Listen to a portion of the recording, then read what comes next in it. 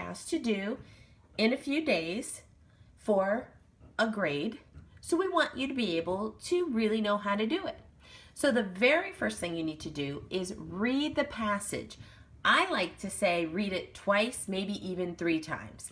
The better you know the passage, the better you're going to do at being able to retell the main idea and the details, and to answer the questions. That's true of any kind of story, whether it's a story or whether it's a nonfiction piece, reading it and reading it well. So let's read this. What is it? That's the title. A desk is solid. It has shape. You can see it and touch it. Milk is liquid. It has no shape, but you can see it and touch it. Air is gas. It has no shape. You can't see it. You can't touch it. You can feel it when it moves. Everything is matter. So, like I said, I might think, boy, that was pretty easy and I don't need to read it again. But if you really want to do a good job with comprehension and answering questions, you need to read it one more time. What is it? A desk is solid. It has shape. You can see it and touch it. Milk is liquid. It has no shape, but you can see it and touch it. Air is gas. It has no shape. You can't see it. You can't touch it. You can feel it when it moves. Everything is matter. So, now I'm going to flip to the back and I'm going to look at the questions. I might be able to answer these very quickly. I might have been able to answer these even without reading the passage. But a good rule is to always read the passage at least twice before coming to the questions. Because if something's tricky, you might have learned something from reading the passage. So these questions are multiple choice.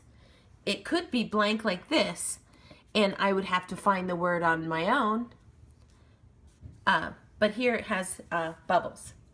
So, a desk is. Now, if it didn't have anything and I didn't read the passage, I could say, a desk is a place where you do your work. A desk is a place I keep my books. I could write that, and that would be an okay answer.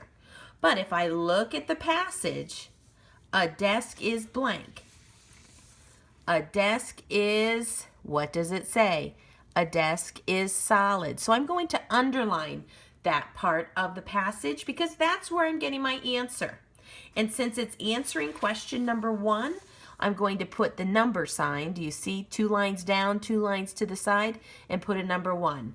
A desk is solid. A desk is, what am I going to pick? Solid, liquid, gas. Solid. So I'm going to color that in. You maybe could have figured that out without even looking at the story or the passage, but it's right there. Usually when you need to answer a question, if you look back in the passage, you're going to see the exact sentence where the question is answered, underline it, and get your answer. Let's go on to question number 2. You can blank. Oh gosh, I could say you can jump, you can run, you can sing. But I have to use the passage. I can't just write down anything. So let's look at our choices. You can see air. If I think that is the right answer, I need to be able to underline a sentence that says you can see air. Air. You can't see it. So is that the right answer? No. You can touch air. So here we're talking about air. You can't touch it. So it says we can't touch it. You can feel air moving. Let's look. This is talking about air. You can feel it move when it moves. So that's where I get the answer to number 2. So I'm going to underline it and put a number 2. Do you see how I put 2 lines down, 2 lines to the side? And then I'm going to color in feel air moving. Now this time, This one, the words were exactly the way it was in the passage. This time, you can feel air moving. That's not exactly how it's written in the passage, but is that where we got the answer? It's close enough. It has the same meaning, not the same words. So sometimes it's exactly word for word, other times it's not. But this is where I got that answer. I can't underline everything. It's this bottom one right there that gave me the answer. And finally, number 3. All things, oh my gosh, I could say all things are cute. All things are fun. All things at school are fun. But that's not what we're talking about here. All things have a shape.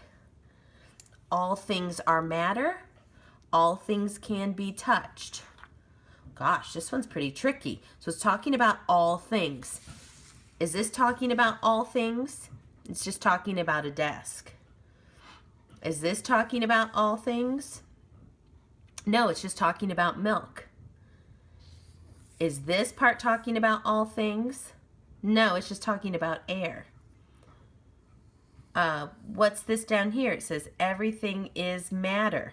Well, is everything the same as all things? Do you think those can be the same words? All things are matter. Everything is matter. Do you think that's just the same, 2 ways to say the same thing and answer the question? I think so. So I'm going to underline, and I'm going to put 2 lines down, 2 lines to the side for a number 3. And I'm going to come up here, and I'm going to color in B. All things are matter. That means all things can be either a liquid, a solid, or a gas. Okay. Now, down here, it says draw something solid. Is it matter? Well, what we just learned? Everything is matter. So are solids matter? So right there I could draw, it says draw a solid. I could draw that desk. Is it a liquid matter? Is a gas matter? Yep. But it told me to draw a solid. So I'm going to draw a solid and then answer the question. Is it matter? And the answer is yes. Now I'm going to draw something that's solid. Pretty easy. It's not art class, so I could just draw a very basic picture. And I drew a tree. Is a tree a solid? Yes. Is it matter? Yes. And you could also use the tree to make the desk. So I know it is a solid. There we go. So that is how you answer a nonfiction passage. I hope you had fun.